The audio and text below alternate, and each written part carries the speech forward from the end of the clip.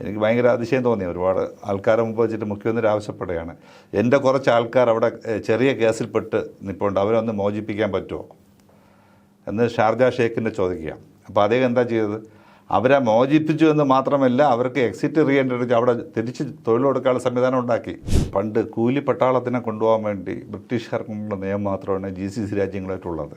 84 ഭേദഗതി വരുത്തിയെങ്കിലും സമഗ്രമായിട്ടുള്ള കുടിയേറ്റ നിയമം ഒരിക്കലും ഇപ്പം ഇല്ല. നിലവിലുള്ള പ്രവാസികളുടെ എണ്ണം വെച്ച് നോക്കുമ്പോൾ ആ പ്രവാസിയെ ആശ്രയിച്ച് കഴിയുന്ന 2 പേരെ കണക്കെടുത്താൽ, ഒന്ന് ഭാര്യയും ഒരു കുട്ടിയെന്ന് കണക്കെടുത്താൽ, അല്ലെങ്കിൽ അച്ഛനും അമ്മയെന്ന് കണക്കെടുത്താലും ഈ കേരളത്തിൻ്റെ ജനസംഖ്യയുടെ പകുതിയിലധികം വരും. അവരെയാണ് ഈ പ്രതിപക്ഷം അധിക്ഷേപിക്കുന്നത്. ലോക കേരള സഭയുടെ 4ാമത് സമ്മേളനം കഴിഞ്ഞ ദിവസം കഴിഞ്ഞു. കുവൈത്ത് തീപിടുത്തത്തിൻ്റെ ഭാഗമായുള്ള ഒരു വല്ലാത്തൊരു ദുഃഖകരമായ സാഹചര്യമാണ് പോലും ചർച്ച കൊണ്ടും അതിൻ്റെ തീരുമാനങ്ങൾ കൊണ്ടും വളരെ സമൃദ്ധമായിരുന്നു ലോക കേരള സഭ. ലോക കേരള സഭയ്ക്ക് ചുക്കാൻ പിടിച്ച അതിൻ്റെ കൺവീനറും പ്രവാസി ക്ഷേമനിധി ബോർഡ് അംഗവും കേരള പ്രവാസി സംഘ സംസ്ഥാന സെക്രട്ടറിയുമായ ഏതാണ്ട് 1/4 നൂറ്റാണ്ടായി പ്രവാസികൾക്കിടയിൽ അവരുടെ ജീവിത നിലവാരം ഉയർത്തുന്നതിനും അവരുടെ ക്ഷേമ പ്രവർത്തനങ്ങൾക്ക് വേണ്ടി നേതൃത്വം കൊടുക്കുന്ന സജീവ് തൈക്കാടാണ്. KC സജീവ് തൈക്കാട്, നമസ്കാരം. നമസ്കാരം. 4ാം ലോക കേരള സഭ ഇപ്പോൾ സമാപിച്ചു. ഒരു ദുഃഖകരമായ സാഹചര്യത്തിലായിരുന്നു 4ാം ലോക കേരള സഭ നടന്നത്. നമുക്കറിയാം കുവൈത്ത് ദുരന്തം. ഈ 4ാം ലോക കേരള സഭയ്ക്ക് ചുക്കാൻ പിടിച്ച ആളുകളിൽ ഒരാൾ കൂടിയാണ് താങ്കൾ. അതിൻ്റെ കൺവീനറായിരുന്നു. പ്രവാസികൾക്ക് ആത്മാഭിമാനം ഉണ്ടാക്കി കൊടുക്കുന്നതിൽ കഴിഞ്ഞ ഏതാനും വർഷങ്ങളായി മുന്നിൽ നിൽക്കുന്നതാണ് ഈ ലോക കേരള സഭ. ലോക കേരള സഭയിൽ അംഗമാകുക എന്നുള്ളത് ഒരു പ്രവാസികളുടെയും ഏറ്റവും പ്രധാനപ്പെട്ട ആഗ്രഹങ്ങളിലോ ഇന്ന് മാറി. എന്താണ് അതേക്കുറിച്ച് താങ്കൾക്ക് പറയാനുള്ളത്? ലോക കേരള സഭ എന്ന് പറഞ്ഞൊരു ആദ്യം ഒരു സങ്കല്പമായിരുന്നു. അത് യാഥാർത്ഥ്യമായി. നാട്ടിൽ നമ്മുടെ കേരളത്തെ സംബന്ധിച്ചിടത്തോളം ഈ ഇന്ത്യയിൽ പ്രവാസികാര വകുപ്പില്ല. മുമ്പുണ്ടായിരുന്നു. UPA ഗവൺമെൻറ് കാലത്ത് പ്രവാസികാര വകുപ്പുണ്ടായിരുന്നു. NDA ഗവൺമെൻറ് വന്നപ്പോൾ ആ വകുപ്പ് തന്നെ എടുത്ത് കളഞ്ഞു. പക്ഷേ കേരളത്തിലാണ് പ്രവാസികാര വകുപ്പുള്ളത്. ബഹുമാനപ്പെട്ട നയനാർ കാലഘട്ടത്തിലാണ് ആദ്യമായി നോർക്ക തന്നെ രൂപീകരിക്കുന്നത്. അതിനുശേഷം പിന്നെ അത് ക്ഷേമനിധിയിലേക്ക് പോയി. VS സർക്കാരിൻ്റെ കാലത്ത് ക്ഷേമനിധിയിലേക്ക് പോയി. അത് മറ്റൊരു സംസ്ഥാനത്തും ഇല്ല. ലോകത്തൊരു രാജ്യത്തും പ്രവാസികൾക്ക് കൊണ്ട് ക്ഷേമനിധിയില്ല. പക്ഷേ കേരളത്തിൽ ക്ഷേമനിധിയുണ്ട്. അതിനുശേഷമാണ് ബഹുമാനപ്പെട്ട പിണറായി സർക്കാർ അധികാരത്തിൽ വരുന്നത്. ആ സർക്കാരാണ് ഒരു പുതിയ കാഴ്ചപ്പാട്. ഈ ലോകത്താകെയുള്ള മലയാളികൾ, അതിപ്പോൾ കേരളീയരായ എല്ലാവരും കേരളീയരാവണമെന്നില്ല, മലയാളികളെല്ലാം കേരളീയരാവണമെന്നില്ല. പക്ഷേ കേരളീയരായിട്ടുള്ളവരും മറ്റ് രാജ്യങ്ങളിൽ താമസിക്കുന്ന മലയാളികളെയും കൂടെ പങ്കെടുപ്പിച്ചിട്ട് കൊണ്ട് ലോക മലയാളം എന്ന് പറയുമ്പോൾ ലോക കേരള സഭ രൂപീകരിക്കുന്നത്. അതൊരു ആദ്യം ആ രൂപീകരണവുമായി ബന്ധപ്പെട്ട് നമുക്ക് വലിയ ഇതായിരുന്നു, എങ്ങനെയാണ് ഇത് സംഘടിപ്പിക്കുന്നത്. പക്ഷേ ഫലപ്രദമായി 1ഉം 2ഉം 3ഉം സഭകൾ പൂർത്തീകരിച്ചു, 4ഉം പൂർത്തീകരിച്ചു. അതിൽ വരുന്ന ഈ കേരളത്തിനകത്തുള്ള MLA-മാരും MP-മാരും, എത്ര MLA-മാരാണോ എത്ര MP-മാരാണോ അത് തന്നെ അത്രയും പ്രവാസി പ്രതിനിധികളും, പിന്നെ കുറച്ച് നമ്മൾ മലയാളികളായിട്ടുള്ള കേരളീയരില്ലാത്ത ആൾക്കാരെ ക്ഷണിതാക്കളായും പങ്കെടുപ്പിച്ചുകൊണ്ടാണ് ഈ സഭ സമ്മേളിക്കുന്നത്. നമ്മുടെ നാടിൻ്റെ സംസ്കാരവും നമ്മുടെ ഇതൊക്കെ എല്ലാ വിഷയങ്ങളും ചർച്ച ചെയ്യുന്ന, തൊഴിലിടങ്ങളിലെ പ്രശ്നങ്ങൾ ചർച്ച ചെയ്യുന്ന, എന്തെല്ലാം ഈ ഒരു ജനവിഭാഗത്തിന് എന്തെല്ലാം സഹായങ്ങൾ ചെയ്യാൻ പറ്റുമോ അതെല്ലാം ചർച്ച ചെയ്യപ്പെടുന്ന മന്ത്രിമാരും MLA-മാരും അവരുടെ സാന്നിധ്യത്തിൽ ചർച്ച ചെയ്യപ്പെടുന്ന ഒരു മഹത്തായ വേദിയാണ് ലോക കേരള സഭ. എനിക്ക് തോന്നുന്നു കഴിഞ്ഞ 3 ലോക കേരള സഭയിൽ നിന്ന് വ്യത്യസ്തമായി ഏറ്റവും നല്ല ഇമ്പാക്റ്റ് ഉണ്ടായ ഒരു ലോക കേരള സഭയാണിത്. പ്രത്യേകിച്ചും മുഖ്യമന്ത്രിയുടെ ഒരു പ്രസ്താവന ഏറ്റവും ഇതിൻ്റെ ഒരു നെറ്റ് വാല്യൂ ആയിട്ട് വന്നിരിക്കുന്നത് കുടുംബശ്രീ മാതൃകയിൽ. കുടുംബശ്രീ തന്നെ ലോകം അംഗീകരിക്കപ്പെട്ട സ്ത്രീ കൂട്ടായ്മയാണ്. മലപ്പുറം ജില്ലയിൽ നിന്നാണ് എനിക്ക് തോന്നുന്നത് ഏറ്റവും കൂടുതൽ പ്രവാസികളുള്ള മലപ്പുറം ജില്ലയിലാണ് ആദ്യമായി കുടുംബശ്രീ ആരംഭിക്കുക. അതിൻ്റെ പിന്നെ ഉദ്ഘാടനം നിർവഹിക്കുന്നത് മലപ്പുറം കോട്ടക്കുന്നിലാണ്. ആ ചടങ്ങിന് സാക്ഷിയായ ഒരു വ്യക്തി കൂടിയാണ് ഞാൻ. അതേ മാതൃകയിൽ തന്നെ പ്രവാസികൾക്ക് വേണ്ടി കുടുംബശ്രീ മിഷൻ ആരംഭിക്കും എന്ന് പറയുന്നത്. അതുപോലെ തന്നെ വളരെ പ്രധാനപ്പെട്ടാണ് നമ്മൾ ഈ പ്രവാസ ജീവിതം അവസാനിപ്പിക്കപ്പെട്ട ആളുകളെ പലപ്പോഴും നമ്മൾ അഭിസംബോധന ചെയ്യാറില്ല. നമ്മൾ പ്രവാസികളെപ്പോഴും കാരണം വെച്ചാൽ പ്രവാസികൾ നമ്മൾ സാധാരണ പറയാറ് എല്ലാവരും ചൂഷണം ചെയ്യുന്ന ഒരു വിഭാഗമാണ്. എല്ലാവർക്കും പ്രവാസികൾ വേണം. പലപ്പോഴും ഇപ്പം മമ്മൂട്ടിയുടെ തന്നെ ഈ പിന്നെ സിനിമയിൽ പത്തേമാരി സിനിമക്കകത്ത് ആ പ്രവാസിയുടെ ഒരു നൊമ്പരം കാണിക്കുന്നുണ്ട്. അപ്പം ഈ പ്രവാസികളെല്ലാവർക്കും വേണം. പക്ഷെ മടങ്ങി വന്ന് ജീവിതകാലം മുഴുവനും മണലാരണ്യത്തിൽ ജീവസന്ധാരണത്തിന് വേണ്ടി ത്യാഗം സഹിച്ച് അവർ കുടുംബത്തെയും സമൂഹത്തെയും പോറ്റി വളർത്തിയ ഒരു വിഭാഗം മടങ്ങി വന്ന് അവരാരും തിരിഞ്ഞു നോക്കുന്നില്ല. അപ്പോൾ അവർക്ക് വേണ്ടി വാർദ്ധക്യത്തിലുള്ള പ്രവാസികൾക്ക് വേണ്ടി അവർക്ക് പ്രത്യേക കേന്ദ്രങ്ങൾ പോലും ബഹുമാനപ്പെട്ട മുഖ്യമന്ത്രി പ്രഖ്യാപിച്ചിരിക്കുകയാണ്. ഇതിനെങ്ങനെയാണ് നിങ്ങൾ നോക്കിക്കാണുന്നത്? മടങ്ങി വരുന്ന പ്രവാസികളുടെ പുനരധിവാസം ഒരു വലിയ വിഷയമാണ്. പക്ഷേ അതിനുവേണ്ടി റീഹാബിലിറ്റേഷന് വേണ്ടി ഒരുപാട് സംഗതികൾ കേരളത്തിൽ ചെയ്തിട്ടുണ്ട്. ഒന്ന്, അവരെ സംരക്ഷിക്കാൻ വേണ്ടി അവർക്കൊരു വായ്പാ പദ്ധതി NDPRM എന്ന് പറയും, Norka department project four retired emigrants. 30 ലക്ഷം രൂപ വരെ വായ്പ എടുക്കാം. 15% മൂലധന സബ്സിഡിയും ഇൻട്രസ്റ്റിൽ 3% സബ്സിഡിയും കൊടുത്തുകൊണ്ട് നിരവധി പേരാണ് ആ സംരംഭങ്ങൾ തുടങ്ങി രക്ഷപ്പെട്ടിട്ടുള്ളത്. പിന്നെ പ്രവാസി പെൻഷൻ 2 വർഷക്കാലം വിദേശത്ത് നിന്നിട്ടുള്ള ആർക്കും ഈ 60 വയസ്സിനുള്ളിൽ 18 വയസ്സിന് മുകളിൽ 60 വയസ്സിനുള്ളിൽ നിന്നിട്ടുള്ളവർക്ക് ഈ ക്ഷേമനിധിയിൽ അംഗത്വം എടുക്കാം. ഇപ്പോൾ അത് 500 രൂപയായിരുന്നു VS സർക്കാരിൻ്റെ കാലത്തിൻ്റെ പെൻഷൻ. പിന്നെ ഉമ്മൻചാണ്ടി സർക്കാർ ഇപ്പോൾ അതൊന്നും ചെയ്തിട്ടില്ല, അത് കുടിശ്ശിക വരുത്തി നിന്നു. പക്ഷേ പിണറായി സർക്കാർ വരുമ്പോൾ ആ പെൻഷനെ ഒറ്റയടിക്ക് 500 നിന്ന് 2000 രൂപയെ പ്രഖ്യാപിക്കുകയും ഈ ഒന്നാം പിണറായി സർക്കാരിൻ്റെ കാലയളവിൽ അവസാനിക്കുമ്പോൾ അതിനെ 3000ഉം 3500 രൂപയും പ്രഖ്യാപിച്ചു. 50,000-ഓളം ആൾക്കാരാണ് ആ പെൻഷൻ ഇപ്പം കൈപ്പറ്റുന്നത്. ഏകദേശം 9 ലക്ഷത്തോളം ആൾക്കാർ ഇപ്പോൾ അതിൽ അംഗത്വം എടുത്തിട്ടുണ്ട് ഈ പ്രവാസി ക്ഷേമ പദ്ധതി. അപ്പോൾ അത് മടങ്ങി വരുന്ന പ്രവാസികളെ സംരക്ഷിക്കുന്ന ഒരു നയസമീപനമാണ് കേരളത്തിലെ ഇടതുപക്ഷ ഗവൺമെൻറ് സ്വീകരിച്ചിട്ടുള്ളത്. നമുക്ക് ലോക കേരള സഭയിലേക്ക് തന്നെ വരാം. ഈ ലോക കേരള സഭ പ്രവാസികൾ ഏറ്റെടുത്തു കഴിഞ്ഞു. പ്രത്യേകിച്ചും പ്രതിപക്ഷം രാഷ്ട്രീയ പ്രേരിതമായി ലോക കേരള സഭ ബഹിഷ്കരിക്കുന്നുണ്ടെങ്കിലും പ്രതിപക്ഷവുമായി ചേർന്ന് നിൽക്കുന്ന, പ്രത്യേകിച്ചും ഗൾഫിൽ നല്ല സ്വാധീനമുള്ള മുസ്ലിം ലീഗിൻ്റെ KMCCയുടെ നേതാക്കന്മാർ കഴിഞ്ഞ തവണ ഈ തവണയും പങ്കെടുത്തിട്ടുണ്ട്. പക്ഷേ ഇതിൻ്റെ ഒരു വെല്ലുവിളി എന്ന രീതിയിൽ നമ്മുടെ മുമ്പിൽ നിൽക്കുന്നൊരു പ്രശ്നം, പിന്നെ ഭാവിയിൽ എപ്പോഴും ഗവൺമെൻറ് മാറുന്നൊരു സാഹചര്യം വന്നാൽ ഈ ലോക കേരള സഭ നിൽക്കുക. പ്രത്യേകിച്ചും കഴിഞ്ഞ തെരഞ്ഞെടുപ്പ്, നിയമസഭാ തെരഞ്ഞെടുപ്പിൻ്റെ സമയത്ത് UDF-ൻ്റെ നേതാക്കന്മാർ MM ഹസനൊക്കെ ഉയർത്തി പ്രധാനപ്പെട്ട് ഞങ്ങൾ അധികാരത്തിൽ വന്ന ലൈഫ് പദ്ധതി അടക്കം ഞങ്ങൾ അബോളിഷ് ചെയ്യും, ഇല്ലാതാക്കുന്നതാണ് പറയുന്നത്. അപ്പോൾ ആ രീതിയിൽ ലോക കേരള സഭ ഇനി അതിൻ്റെ ഭാവി, വരും കാലങ്ങളിലെ ഭാവി എങ്ങനെയായിരിക്കും? ഇപ്പോഴത്തെ അല്ല ഞാൻ പറയുന്നത്, ഇനി ഏതെങ്കിലും സാഹചര്യത്തിൽ സർക്കാർ മാറി വരുന്ന അത്തരം എന്തെങ്കിലും സാഹചര്യം വന്നാൽ എന്തായിരിക്കും? അപ്പം ഇതിനൊരു നിയമം മൂലം, ഒരു നിയമ സംവിധാനത്തിൻ്റെ അകത്തേക്ക് വേണ്ടി ഇതൊരു നിയമമാക്കി കൊണ്ടുവരേണ്ടതല്ല ശരിക്കും? അങ്ങനെ നേരത്തെ പ്രഖ്യാപിച്ചിട്ടുണ്ടെങ്കിൽ പോലും അതിനെന്താണ് താമസം നേരിടുന്നത്? ഇത് നിയമസഭയ്ക്കകത്ത് അത് ബില്ല് വരും. അതിപ്പോൾ ഈ ലോക കേരള സഭയുടെ സമാപന പ്രസംഗത്തിൽ ബഹുമാനപ്പെട്ട മുഖ്യമന്ത്രി പ്രഖ്യാപിച്ചു കഴിഞ്ഞു. അതായത് ആ ചർച്ചയിൽ തന്നെ വന്നിട്ടുള്ള പ്രവാസി കോൺഗ്രസിൻ്റെയും പ്രവാസി ലീഗിൻ്റെ അടക്കമുള്ള പ്രതിനിധികൾ ഇതൊരു സ്ഥിരം സംവിധാനമാവണമെന്ന് ആവശ്യപ്പെടുകയും അതിന് മറുപടി എന്ന നിലയിൽ മുഖ്യമന്ത്രി പറഞ്ഞത് നമുക്ക് അതിന് എന്താണ് ചെയ്യാൻ പറ്റും, സാധ്യമായതെല്ലാം ചെയ്യുമെന്ന് പറഞ്ഞിട്ടുണ്ട്. ആ വാക്കിൽ പ്രവാസി സമൂഹത്തിനാകെ വിശ്വാസമുണ്ട്. ഇതൊരു സ്ഥിരം സമിതിയായി മാറും എന്നുള്ളതാണ് പ്രതീക്ഷിക്കുന്നത്. ഈ ലോക കേരള സഭയെ പ്രതിപക്ഷം എതിർക്കുന്നതിന് പിന്നിൽ നമ്മൾ രാഷ്ട്രീയം കാണുന്നുണ്ട് ശരിക്ക്. പിന്നെ നേരത്തെ ആദ്യ ലോക കേരള സഭയെ ഇവർ എതിർക്കുന്നതിന് തന്നെ പറയുന്നത് വളരെ പ്രവാസികളെ വേദനിപ്പിക്കുന്ന ചില കാര്യങ്ങൾ. ഒന്ന്, കോടികൾ ചെലവാക്കിയുള്ള വളരെ ആഡംബരമായ ഹാളിനകത്ത് ഇരിക്കുന്നു, അതിനുവേണ്ടി ഹാൾ നവീകരിക്കുന്നു, പിന്നെ മികച്ച ഭക്ഷണം കൊടുക്കുന്നു എന്നൊക്കെ പറയണം. അതിന് കഴിഞ്ഞ ആദ്യ ലോക കേരള സഭ സമയത്ത് തന്നെ MA യൂസഫ് അലി വളരെ കൃത്യമായിട്ടും മറുപടിയിൽ, കാരണം നിങ്ങൾ ആര് വന്നാലും ഞങ്ങൾ നിങ്ങളെ കെട്ടിപ്പിടിച്ച് ആലിംഗനം ചെയ്ത് സ്വീകരിക്കാറുണ്ട്, എന്നിട്ടും എന്തിനാണ് ഞങ്ങളോട് ഈ രീതിയിലുള്ള ഒരു വിവേചനം കാണിക്കുന്നത്? അപ്പം നല്ല ഭക്ഷണം കൊടുക്കുന്നു, അല്ലെങ്കിൽ ഇതിനു വേണ്ടി കോടികൾ ചെലവഴിക്കുന്നു. ഏതാണ്ട് എനിക്ക് തോന്നുന്നത് 2 ലക്ഷത്തിലേറെ കോടി രൂപ ഒരു വർഷം. ഇപ്പം ഇരുതരാജൻ തന്നെ കൊടുത്ത റിപ്പോർട്ടിൽ പറഞ്ഞ് 2 ലക്ഷത്തി ചില കോടി രൂപയുടെ വരുമാനം പ്രവാസികൾ നമ്മുടെ രാജ്യത്തേക്ക് അയക്കുന്നുണ്ട്. അങ്ങനെയുള്ള പ്രവാസികൾക്ക് വേണ്ടി 2 കോടി രൂപ ചെലവഴിക്കുന്നു, അല്ലെങ്കിൽ 1.5 കോടി രൂപ ചെലവഴിക്കുന്നു എന്ന് പറഞ്ഞിട്ട് അത് ശരിക്കും ഇവരെ അപഹസിക്കുന്ന ഒരു നിലപാട് തന്നെയല്ലേ ഈ പ്രതിപക്ഷം സ്വീകരിക്കുന്നത്? ശങ്കരനാരായണ തമ്പി ഹാളിലാണ് ഈ ലോക കേരള സഭ നടക്കുന്നത്. അതിൻ്റെ ആ ഹാളിൽ കുഷനിട്ട കസേര ഉണ്ടാക്കിയിട്ടു എന്ന് പറഞ്ഞാണ് ദൂർത്തെന്ന് പറഞ്ഞ് ആദ്യം ആക്ഷേപം കൊണ്ടുവന്നത്. പിന്നെ നല്ല ഭക്ഷണം കൊടുത്തു എന്ന് പറഞ്ഞ ആക്ഷേപം കൊണ്ടുവന്നു. ഈ കസേരയൊന്നും ഈ പ്രവാസികൾ എടുത്തുകൊണ്ട് പോകുന്നില്ല. ഒന്നാം ലോക കേരള സഭ തൊട്ട് ഇപ്പോഴും ആ കസേര എല്ലാ സർക്കാരിൻ്റെ നിയമസഭയെ ബന്ധപ്പെടുന്ന എല്ലാ പ്രോഗ്രാം നടക്കുന്ന ആ ഹാളിലാണ്. അപ്പോൾ അത് വെറുതെ ആരോപിക്കപ്പെടുന്നതിന് പ്രവാസിയുടെ പേരിൽ ഈ ഫുഡ് പോലും അന്ന് സ്പോൺസർ ചെയ്യപ്പെടുകയാണ്, അതിന് കാശാവുന്നില്ല. ഇത്രയും പ്രവാസികൾ ഇവിടെ കൊണ്ടുവന്ന് അവരുടെ വിഷയങ്ങൾ ചർച്ച ചെയ്യുമ്പോൾ അതിനെ ദൂർത്ത് എന്ന് പറയുന്നത് വെറുതെ പ്രതിപക്ഷം പറഞ്ഞ് അപഹാസ്യനാവാന്നല്ലാതെ മറ്റൊരു കാര്യം അതിനകത്തില്ല. ഒരു ദൂർത്തും അതിനകത്ത് വരുന്നില്ല. ഈ രാജ്യത്തിൻ്റെ സമ്പദ്ഘടന താങ്ങി നിർത്തുന്നതിൽ നിർണായകമായ പങ്ക് വച്ചാണ് പ്രവാസി സമൂഹം. നമ്മളെ ഈ നാട് ഇന്നിപ്പോൾ ഈ നാട് നമ്മളിപ്പോൾ കുട്ടിക്കാലത്ത് നമ്മൾ കണ്ട നാടാണോ ഈ നാട്? ഓലമഞ്ഞ് ഏതെങ്കിലും വീടുണ്ടോ? ഓടിട്ട വീട് ഇപ്പം കാണാനുണ്ടോ? മുമ്പ് കാശുള്ളവരുടെ വീട്ടിൽ എന്താണ് ഒരു മട്ടിപ്പാവ്, ഒരു ഫ്രണ്ടിലൊരു മുറി വാർത്ത ഒരു മട്ടിപ്പാവ് വീടല്ലേ? ഇന്ന് ലോകത്ത് ഏറ്റവും കൂടുതൽ വാഹനം ഉപയോഗിക്കുന്ന ശരാശരി നോക്കുമ്പോൾ കേരളം വരും. ചൈനയാണ് ഒന്നാം സ്ഥാനത്തെങ്കിലും കേരളത്തിൻ്റെ ശരാശരി 45.5% ആൾക്കാർ ഇവിടെ വാഹനം ഉപയോഗിക്കുന്നുണ്ട്. ഇതെവിടെ നിന്നാണ് ഈ കാശ്? നല്ല ബിൽഡിംഗ് ഉണ്ടായില്ലേ?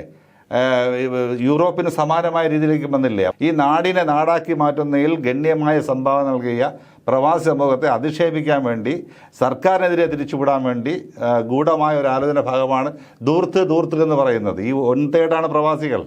1/3 ഇവിടെ മടങ്ങി വന്ന പ്രവാസികളുടെ എണ്ണം ഏകദേശം 20 ലക്ഷത്തോളം ഉണ്ട് എന്നാണ് അനൗദ്യോഗിക കണക്ക്. ഇപ്പോഴും പ്രവാസ ജീവിതം നയിക്കുന്നവർ എത്രയാണ്? 30-50 ഇടയുണ്ടെന്നാണ്. ഒരു കണക്കും ഒരു ഏജൻസിയുടെ കയ്യിലുമില്ല. നമ്മൾ അനുഭവം വെച്ച് പറയണം. 50 ലക്ഷത്തോളം പ്രവാസികൾ, പിന്നെ മറുനാടൻ മലയാളികൾ, കേരളം തൊട്ട് ഡൽഹി വരെയുള്ള മറുനാടൻ മലയാളികൾ, ഇവരെല്ലാം കൂടെ ചേർന്നാണ് ഈ പ്രവാസി സമൂഹം എന്ന് പറഞ്ഞത്. അവർക്ക് വേണ്ടി ഈ ഇവിടുത്തെ റവന്യൂ വരുമാനത്തിൻ്റെ പകുതി എങ്കിലും തരുന്നത് ഈ പ്രവാസിയാണ്. നിലവിലുള്ള പ്രവാസികളുടെ എണ്ണം വെച്ച് നോക്കുമ്പോൾ ആ പ്രവാസിയെ ആശ്രയിച്ച് കഴിയുന്ന 2 പേരെ കണക്കെടുത്താൽ, ഒന്ന് ഭാര്യയും ഒരു കുട്ടിയെന്ന് കണക്കെടുത്താൽ, അല്ലെങ്കിൽ അച്ഛനും അമ്മയെന്ന് കണക്കെടുത്താലും ഈ കേരളത്തിൻ്റെ ജനസംഖ്യയുടെ പകുതിയിലധികം വരും. അവരെയാണ് ഈ പ്രതിപക്ഷം അധിക്ഷേപിക്കുന്നത്. അത് ശരിയായ ഒരു നടപടിയല്ല. ഈ പ്രവാസികൾ ഇപ്പം നമ്മൾ പറയുമ്പം ഏറ്റവും കൂടുതലുള്ളത് ഒന്ന് മലപ്പുറം ജില്ലയെന്നാണ്.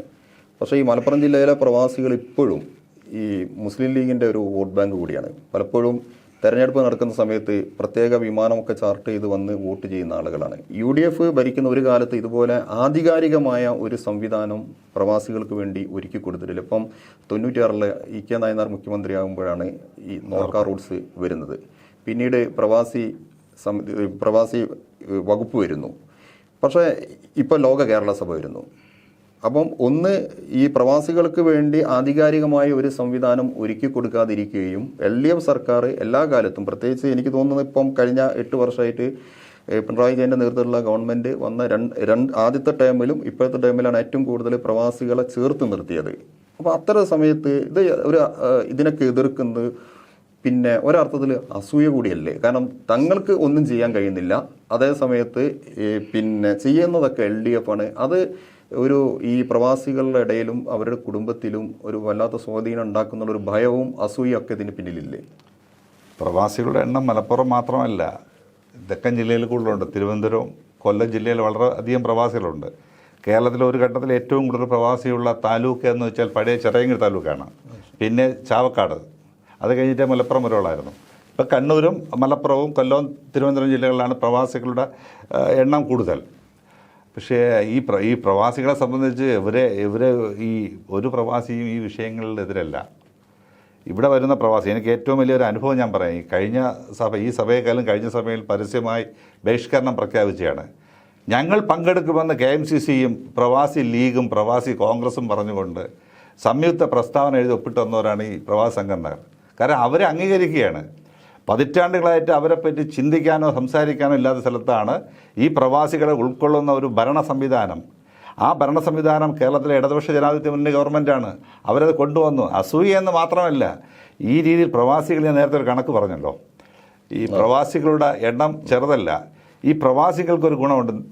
തങ്ങളെ സഹായിക്കുന്ന ആരായാലും തിരിച്ച് സഹായിക്കാൻ വേണ്ടി ഒരു ബാധ്യസ്ഥരാണ്. അങ്ങനെ വരികയാണെങ്കിൽ ഞാൻ പറഞ്ഞു, കേരളത്തിൻ്റെ പകുതിയിലധികം വരുന്ന ജനവിഭാഗമായി പ്രവാസി സമൂഹം മാറും. അത് ചിലപ്പോൾ വോട്ടായി മാറുമെന്ന് ഭയപ്പെട്ടുകൊണ്ട് തന്നെയാണ് പ്രവാസികളെ ഈ സംഭവങ്ങളെ എതിർക്കുന്നത്. ഈ ലോക കേരള സഭ ഇപ്പം എതിർക്കാൻ പറ്റാത്ത അവസ്ഥയിലേക്ക് അവർ പോയി. കാരണം മുഴുവൻ പ്രവാസി സംഘടന പറഞ്ഞു ഞങ്ങൾ പങ്കെടുക്കുമെന്ന് പറഞ്ഞാൽ പിന്നെ എന്തെങ്കിലും പറയാൻ കഴിയുമോ അവർക്ക്? അതാണ് എൻ്റെ വാസ്തവം. ഇപ്പോൾ നമ്മൾ ഈ പ്രവാസത്തെക്കുറിച്ചൊക്കെ പറയുമ്പോൾ എപ്പോഴും ഗൾഫ് പ്രവാസത്തെക്കുറിച്ചാണ് പലപ്പോഴും നമ്മുടെ ഒരു മുഖ്യധാരയിൽ വരാം, അല്ലെങ്കിൽ നമ്മുടെ ചിന്തയിലൊക്കെ കടന്നു വരുന്നത് ഗൾഫ് എന്നുള്ളൊരു ഇതാണ്. ഇപ്പം അത് മാറിപ്പോൾ യൂറോപ്പിലേക്കുള്ള ഒരു കുടിയേറ്റം വല്ലാതെ വ്യാപിക്കുന്നു. പ്രത്യേകിച്ച് വിദ്യാർത്ഥികൾക്കിടയിലൊക്കെ ഏറ്റവും കൂടുതൽ വിദ്യാർത്ഥികൾ കേരളത്തിൽ നിന്ന് വിദേശ രാജ്യങ്ങളിൽ പോകുന്നതിൽ കൂടുതലും പോകുന്നത് യൂറോപ്യൻ കൺട്രീസിലേക്കാണ്. അപ്പോൾ അതിനെങ്ങനെയാണ് നോക്കിക്കാണുന്നത്? പ്രത്യേകിച്ചും അവരെ നിങ്ങൾക്ക് സംഘടനയിലേക്ക് കൊണ്ടുവരാനും സംഘടനവൽക്കരിക്കാനും സാധിച്ചിട്ടുണ്ടോ? അല്ല, ഈ ഗൾഫ് പ്രവാസം എന്ന് പറഞ്ഞാൽ അവർ ഗൾഫിൽ പോകുന്നവരെല്ലാം മടങ്ങി വരും നാട്ടിലേക്ക്. യൂറോപ്പിലേക്കോ അമേരിക്കയിലോ അല്ലെങ്കിൽ കാനഡയിലേക്ക് പോയി കഴിഞ്ഞാൽ അവിടെ തന്നെയാണ് സ്ഥിരതാമസം ആക്കുന്നത്. എപ്പോഴും നാട്ടിലേക്ക് മടങ്ങി വരുന്നത് ഈ ഗൾഫ് പ്രവാസികളാണ്. യൂറോപ്പിലേക്ക് വിദ്യാർത്ഥികൾ പോകുന്നുണ്ട്. നോർക്ക തന്നെ അവരൊരു സംരക്ഷണം ഏർപ്പെടുത്തിയിട്ടുണ്ട്. ഒരു നോർക്കയുടെ ഇൻഷുറൻസ് പരീക്ഷയുള്ളൊരു ID കാർഡുണ്ട്. അത് 315 രൂപ കൊടുത്ത് ആ കാർഡ് എടുത്തു കഴിഞ്ഞാൽ 3 വർഷത്തേക്ക് കവറേജ് 4 ലക്ഷം രൂപയുടെ കവറേജാണ്.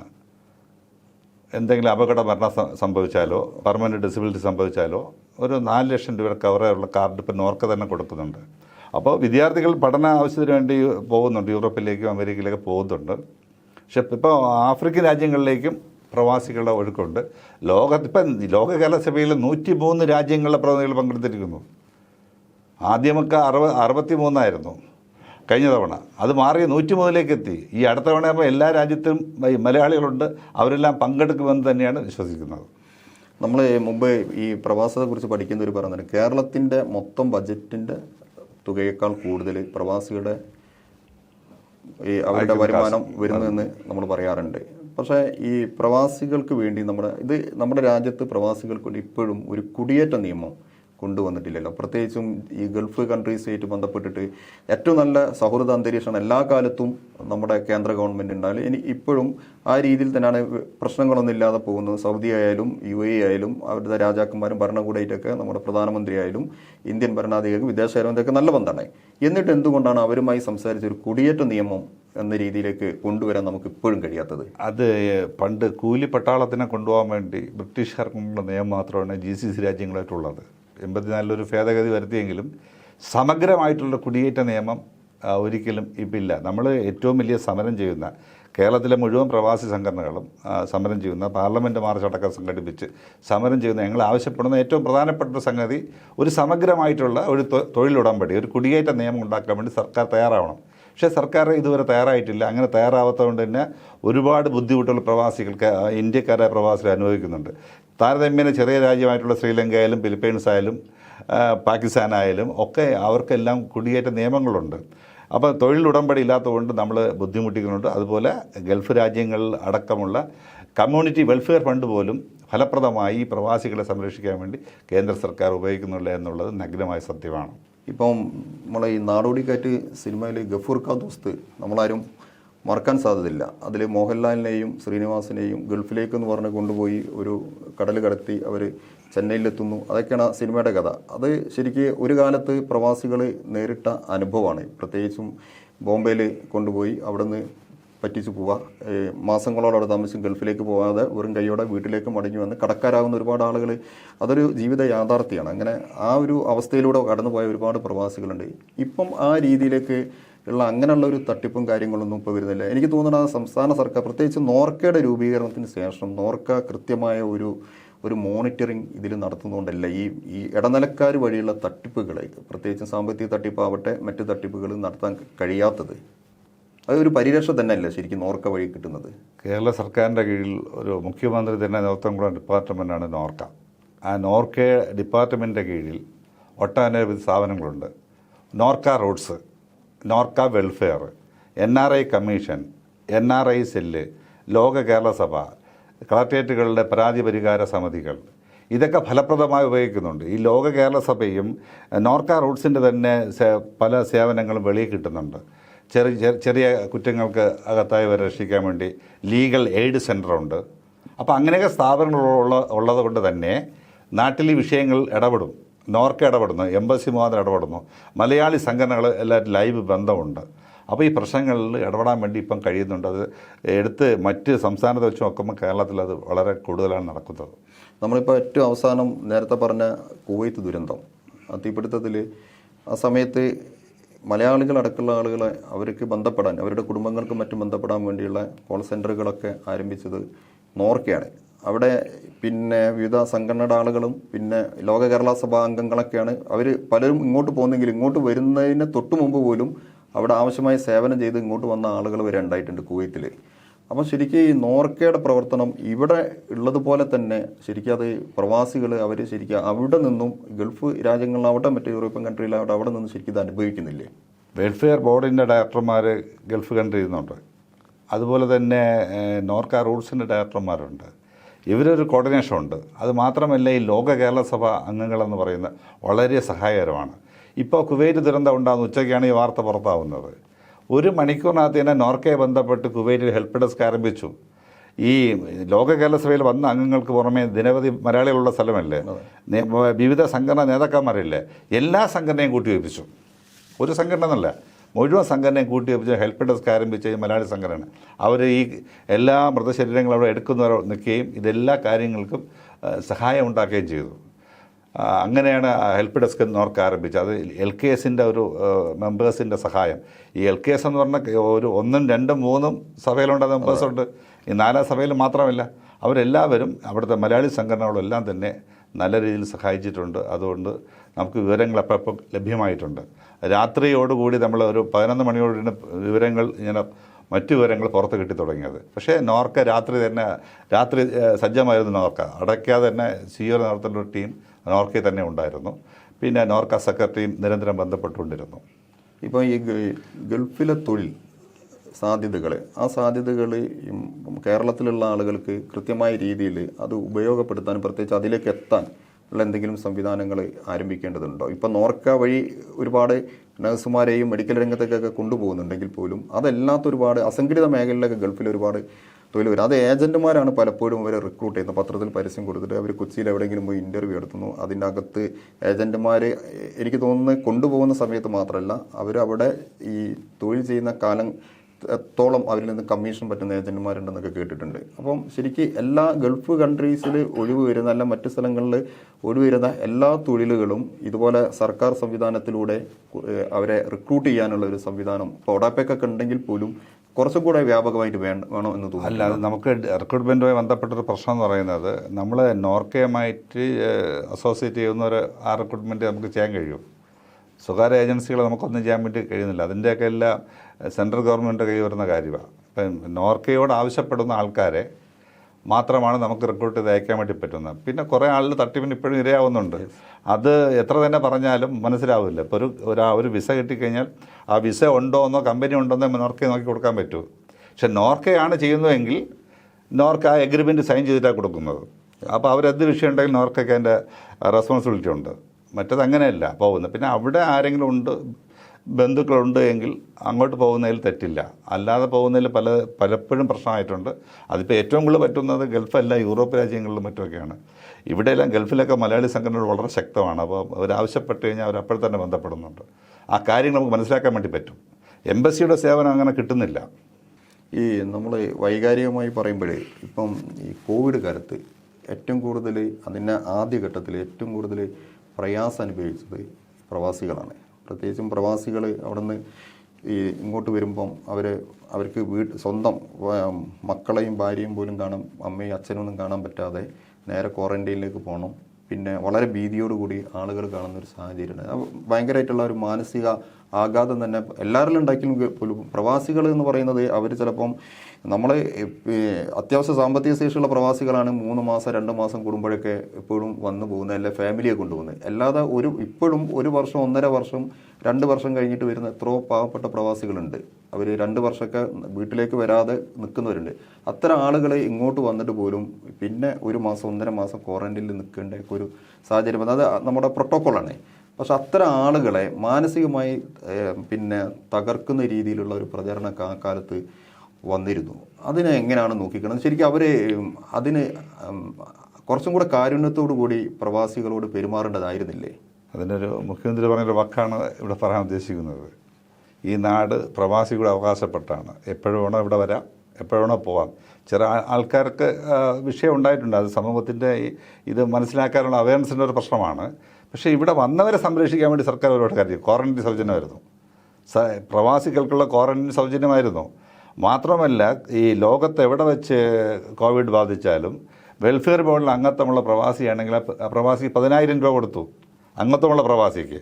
അത് മാത്രമല്ല, തൊഴിൽ നഷ്ടപ്പെട്ട് വന്നവർക്ക് ആശ്വാസമായി അടിയന്തര ധനസഹായമായി 5,000 രൂപ വെച്ച് കൊടുത്തു. അത് 1 ലക്ഷത്തിലധികം പേർക്ക് കൊടുത്തു കഴിഞ്ഞു. 1.25 ലക്ഷത്തോളം ആൾ അത് രജിസ്റ്റർ ചെയ്ത് കഴിഞ്ഞു.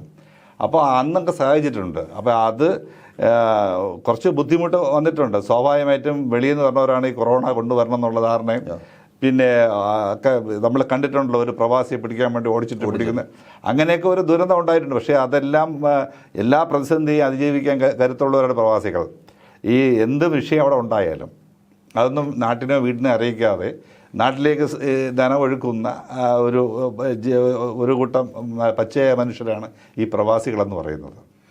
നമ്മൾ ഇപ്പം മുഖ്യമന്ത്രിയുടെ കാര്യം പറഞ്ഞു, ഈ പ്രവാസികൾക്ക് വേണ്ടി അദ്ദേഹം ഒരുപാട് പേര്. എനിക്ക് തോന്നുന്നത് ഈ പ്രവാസികൾ, ഇവിടെ നിന്ന് പോയ പ്രവാസികളുമായി നമുക്കുള്ള ബന്ധം, അതേപോലെ തന്നെ അവിടുത്തെ ഭരണാധികാരികളായിട്ടും കേരള സംസ്ഥാന സർക്കാരും പ്രത്യേകിച്ച് മുഖ്യമന്ത്രി UAE ഭരണാധികാരികളൊക്കെ ആയിട്ട് നല്ല ബന്ധമുണ്ട്. ആ ബന്ധത്തിൻ്റെ അടിസ്ഥാനത്തിൽ ഒരുപാട് സഹായങ്ങൾ കേരളത്തിലേക്ക് കൊണ്ടുവരാൻ കഴിഞ്ഞിട്ടുണ്ട്. പിന്നെ നമ്മുടെ മലയാളികളുടെ ഒരുപാട് വിഷയങ്ങളിൽ ഇടപെടാൻ കഴിയുന്നുണ്ട്. നല്ല ആതിഥേയ മര്യാദയോടുകൂടി സ്വീകരിക്കുന്നത്, ഇങ്ങോട്ട് വരുമ്പോഴും അങ്ങോട്ട് പോകുമ്പോഴൊക്കെ സ്വീകരിക്കുന്നുണ്ട്. ഇതിൻ്റെയൊക്കെ ഒരു ഇമ്പാക്റ്റിൻ്റെ ഭാഗമായിരുന്നു പ്രളയകാലത്ത് കേരളത്തിന് സാമ്പത്തിക സഹായം ചെയ്യാൻ വേണ്ടി UAE ഭരണാധികാരികൾ തീരുമാനിക്കുകയും ആവശ്യമായ എല്ലാ അനുമതിയും അവിടെ മലയാളികളെയും മലയാളി സംഘടനയും കണ്ട് ആവശ്യമായ സഹായം സ്വീകരിക്കാനൊക്കെയുള്ള എല്ലാ സംവിധാനവും അവിടുത്തെ ഭരണാധികാരി ഒരുക്കിയിരുന്നു. പക്ഷേ മുഖ്യമന്ത്രി അടക്കമുള്ള ആളുകൾക്ക്, മന്ത്രിമാർക്ക് അവിടെ പോയി ഇത് സ്വരൂപിക്കാൻ അനുമതി കേന്ദ്രം നിഷേധിച്ചു.